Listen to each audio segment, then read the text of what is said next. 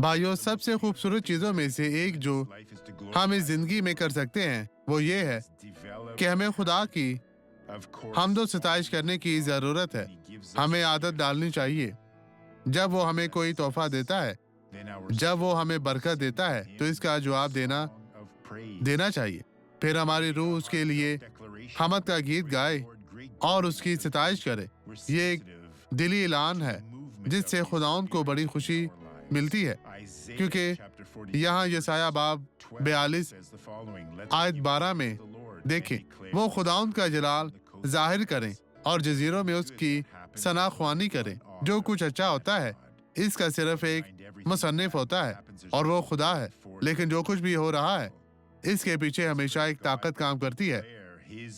आए मिलकर इस शैतान को अपने और अपने घराने की जिंदगी से खत्म करें, इसे दूर भेजें और खुदाओं से बरकत चाहें। अब ये गवाही देखें और बरकत पाएं। क्या मसला था बहन? मैंने 3 माह से इस घुटने में दर्द महसूस किया। देखिए, इसे उठा नहीं सकती और थी। जी, यीशु के नाम में मैं ठीक हो गई। खुदावंद का शुक्र है। पहले कैसे चल रही थी? हमें दिखाएं। मैं लंगड़ाती हुई चलती हूँ, इस तरह से तो अब चलती तेज थी। चले बहन, खुदा ने आपको शिफा दी है। अब आप आजाद हैं।